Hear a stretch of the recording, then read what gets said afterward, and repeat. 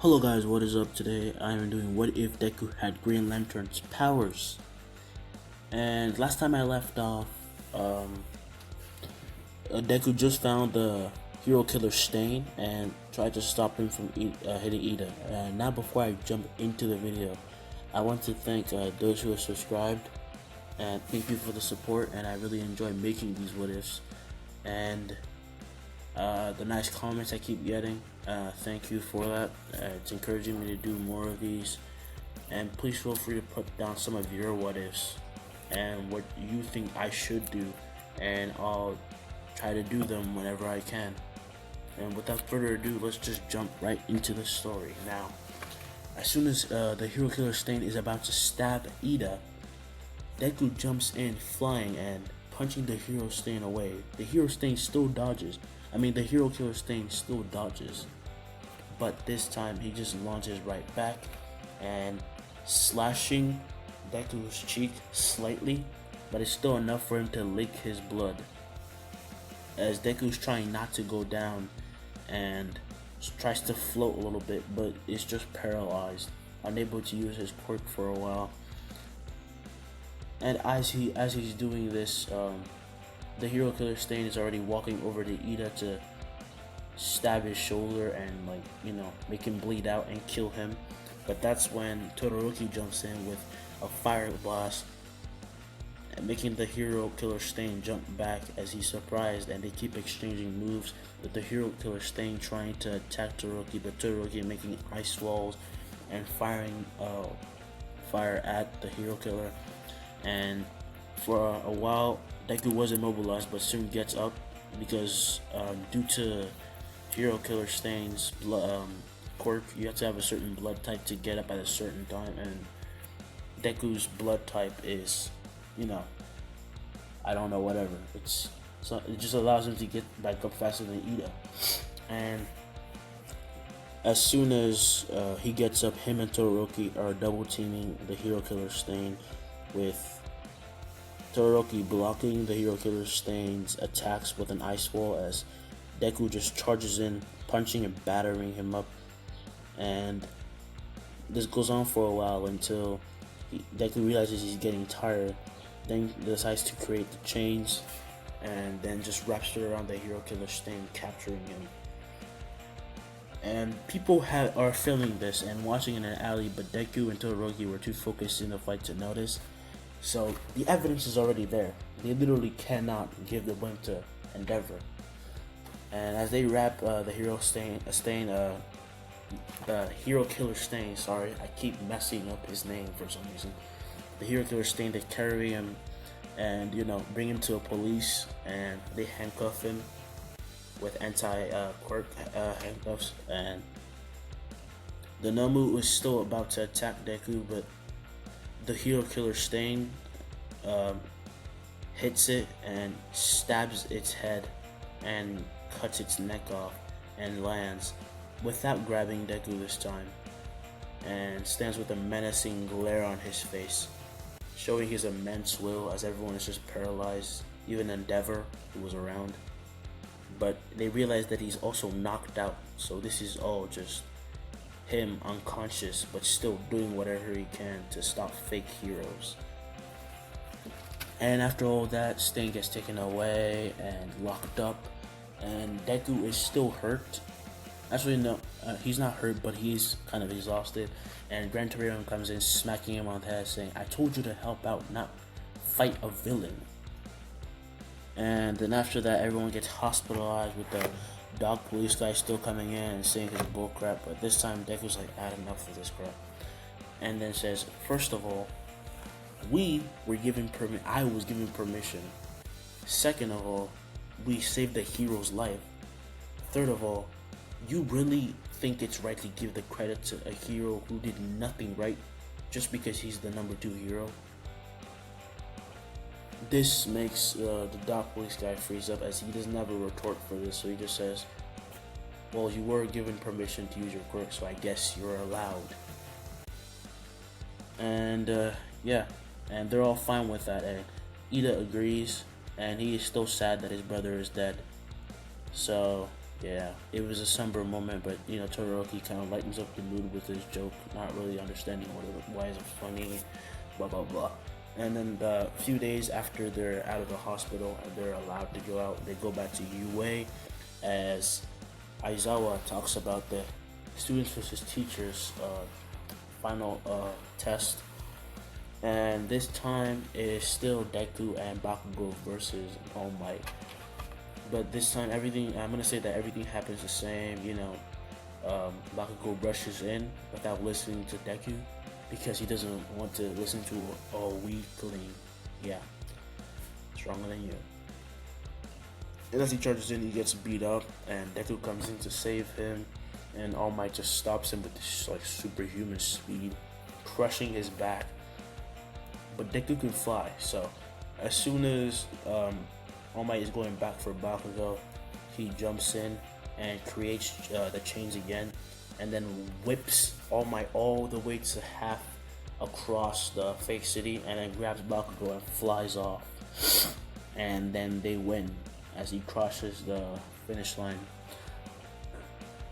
And yeah, not everything's gonna happen for everybody the same. Some people are gonna lose, some people are gonna win due to them not being able to use their quirks right against the people they were facing, and some people will win, just like in the original. Now it's time for the summer camp, and as they're in the bus and they come to a stop, and they're on a cliff, wondering why did they stop so short? Aren't they supposed to be over there in the training camp? And right as they're saying, there's a car pulls up with the Wild Wild Pussycats jumping out and posing and stating each of their names and their quirks. And before they can try to head back inside because they are sensing what is happening here, the ground starts to crumble and they all fall, except for Deku because he can fly.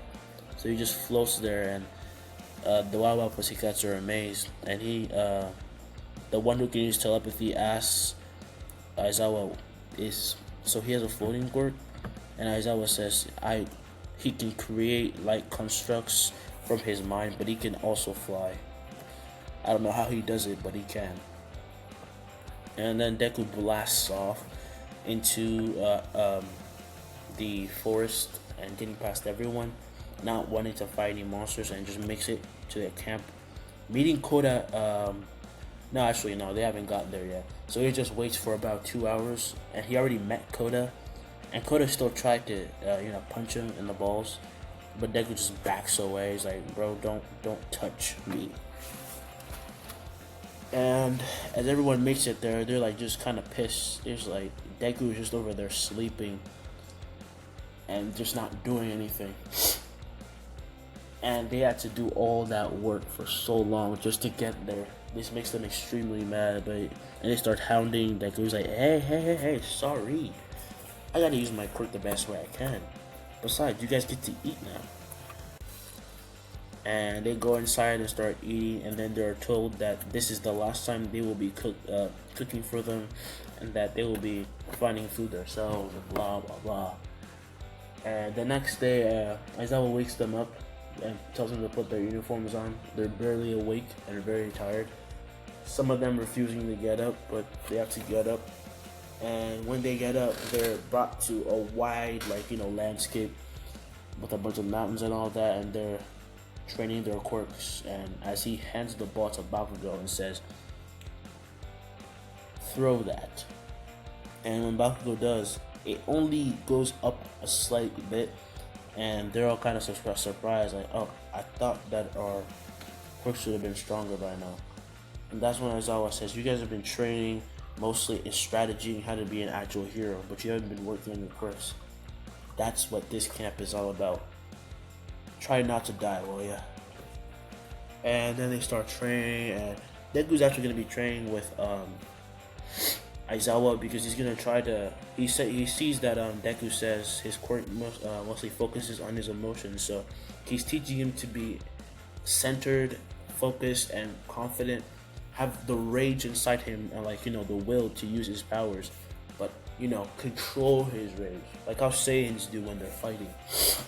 And he is told to create big constructs, huge things, tanks, something like, a cannon, a huge cannon, a statue, whatever, on and on and on and on until he's just out of energy. All of them are tired and they call it a day. And this goes on for a while until it's time for the courage test or whatever in the woods. And the first groups have already left since Midoriya is all by himself again.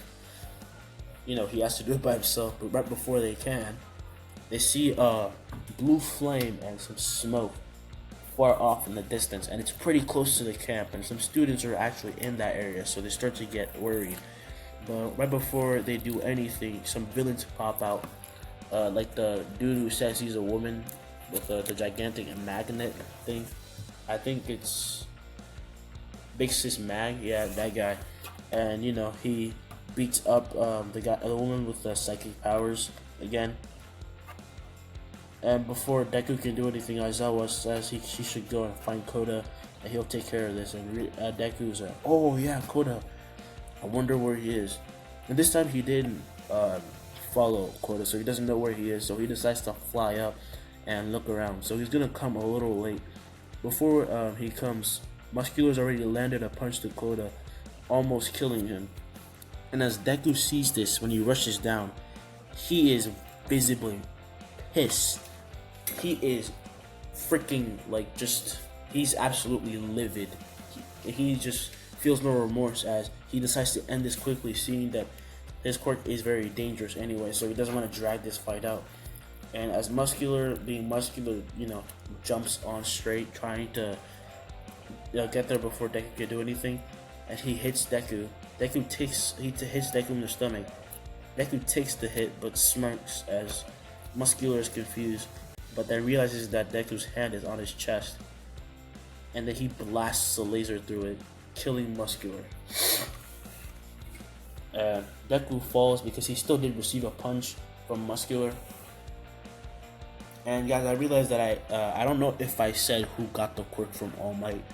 I don't know if I said who got One for All.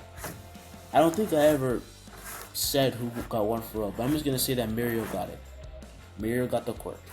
Yeah, because Deku just wanted to be a hero with his own power. Why not? Flicking forgetting something.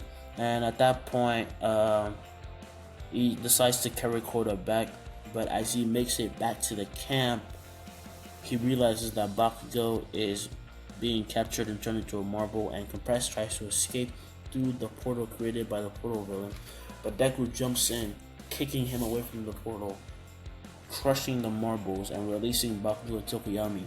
But in the process, he gets captured and turned into a marble before anybody can do anything. And Compress, pissed, he wants to take his revenge, just grabs Deku and gets out of there, because they still have a student. It doesn't have to be Bakugo. So yeah, and that's where I'm gonna leave it off. Yes, on a cliffhanger like that. And yeah, I hope you guys like, subscribe, enjoyed this part. I will be doing more. I'm gonna try to see if I can continue it until the 5th season comes out and try to do that, because I'm excited for the 5th season and I've been waiting for it for a while. Yeah. Please comment down below what ifs I should do and what I could do better, because I do feel that I am doing things wrong, and you guys need to let me know about that, because you are the viewers and I'm just here to put out ideas so we can both enjoy this experience. And yeah, until next time.